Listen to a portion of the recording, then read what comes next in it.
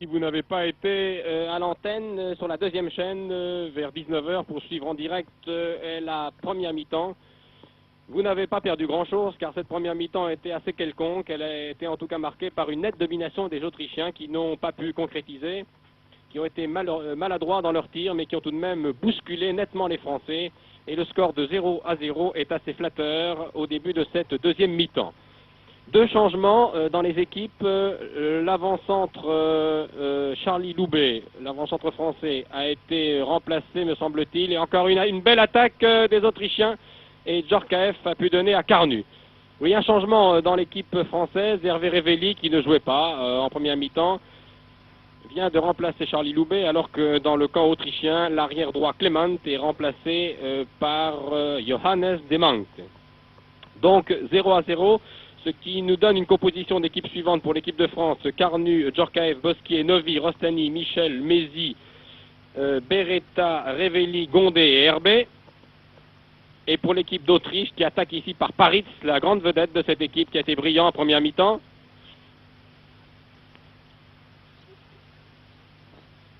Paritz, le danger peut venir de Paritz. Et Revelli donne à Michel. Donc pour l'équipe d'Autriche, Concilia, Demant, Stumberger, Schmid, Redner, Fack, Eric Fack, Norbert Hof, August Starek, Ikersberger, Paritz, Kreutz et Redel.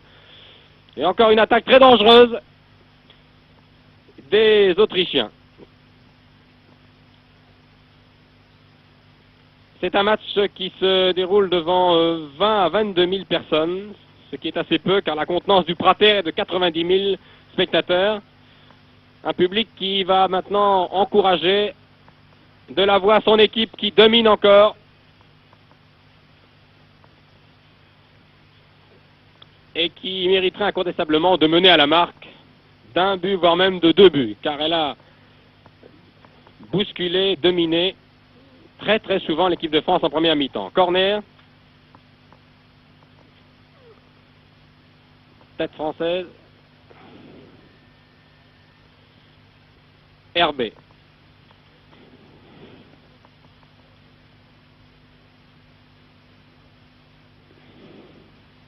Encore une attaque française enrayée.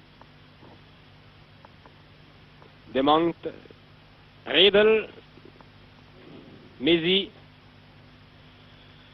Henri Michel.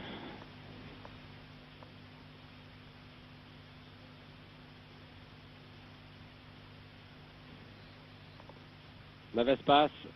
Rostani,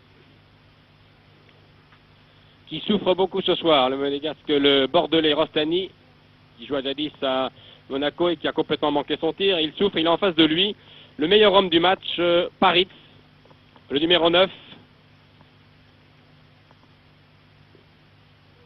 qui joue en Allemagne, à Cologne, et qui est le seul étranger, le seul légionnaire, comme on les appelle ici, à être revenu. Vous savez qu'il y a de très nombreux joueurs autrichiens qui jouent dans les pays étrangers. Et Paritz est le seul à avoir été rappelé par le sélectionneur pour jouer ce match. Le public siffle maintenant les Français, qui se sont montrés assez violents et souvent irréguliers dans leur charge. C'est un nouveau coup franc qui équivaut à un corner qui va être tiré par Johannes Demant, qui joue à l'Admira de Vienne. Admira de Vienne qui est actuellement le leader du championnat autrichien. Et un but! Et un but sur une hésitation de la défense française. But autrichien que nous allons certainement revoir au ralenti. C'est un but tout à fait mérité qui arrive après près de 50 minutes de jeu. Voilà ce corner. La défense française renvoie très mal.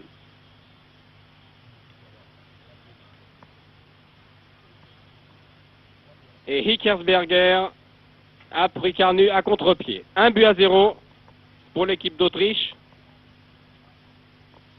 qui menaçait vraiment. C'est Kreuz qui a marqué. Wilhelm Kreuz, le numéro 10. Hikersberger a d'ailleurs touché cette balle, qui avait été mal repoussée par la défense française. Donc but de Kreuz, l'avant-centre de l'Admira de Vienne, après 50 minutes de jeu.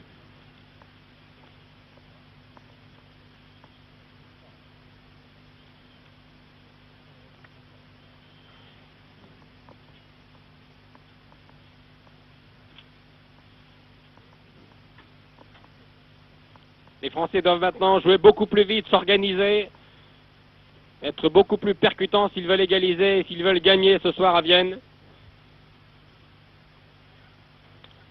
Face à une équipe mieux organisée, solide, athlétique, qui pratique un football extrêmement simple.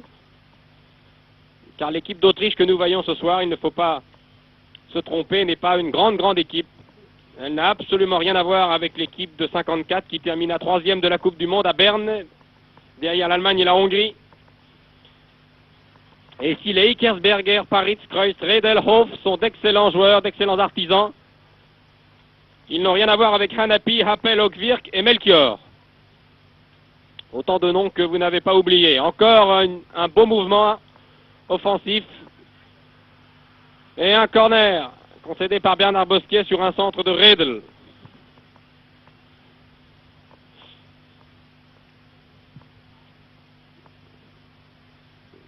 La pression autrichienne se fait de plus en plus violente, maintenant de plus en plus intense.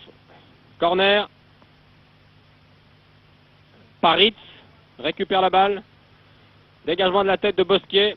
Beretta essaie d'écarter le danger. L'ailier gauche de Saint-Etienne qui a sans doute été le plus accrocheur de tous les Français. Il a fait ce qu'il a pu. Un peu isolé bien sûr, mais il a beaucoup travaillé tout de même, essayant d'organiser quelque chose en première mi-temps, essayant en vain, car les attaquants français n'ont jamais pu s'exprimer et s'extérioriser au milieu d'une défense autrichienne solide, athlétique, efficace. Gondet, charge irrégulière sur l'avant-centre de Nantes, qui est surveillé de très près par Stumberger, Fack et Schmidt-Radner. 3 athlétiques joueurs qui jouent à Linz, Wiener et au Rapide de Vienne. RB. Bosquier vient essayer d'appuyer l'attaque. C'est une balle que son camarade Michel n'a pu intercepter.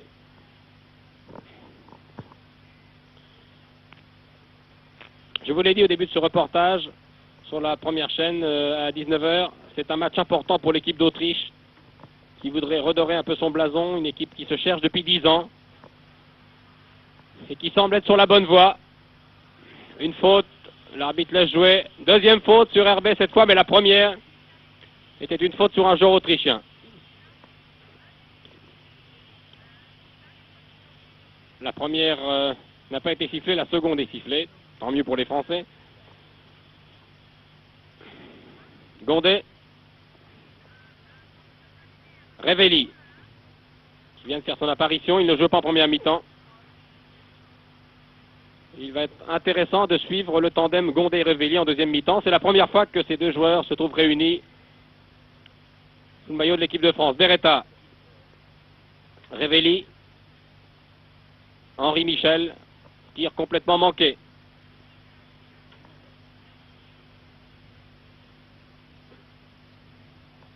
L'équipe d'Autriche, je vous disais, comme l'équipe de France, a besoin de retrouver un meilleur classement sur le plan international, car reconnaissons-le, les équipes de France et d'Autriche sont les moins bonnes, en tout cas quelques-unes des moins bonnes équipes d'Europe. Elles n'étaient pas au Mexique et elles ont commencé maintenant à travailler sérieusement pour espérer participer à la prochaine Coupe du Monde. De manque. Excellent plongeon de Carnus sur un centre-tir très violent de Redl. Nouveau corner. La domination autrichienne est encore plus nette qu'en première mi-temps.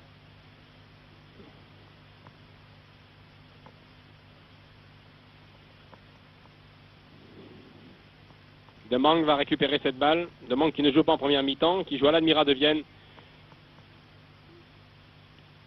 Et qui a une excellente frappe de balle, très précise. Beretta,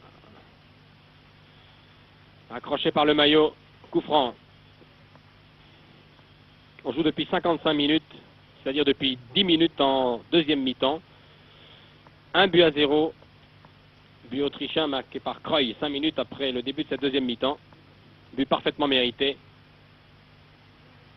qui a récompensé les Autrichiens de leurs efforts de la première mi-temps. Demant.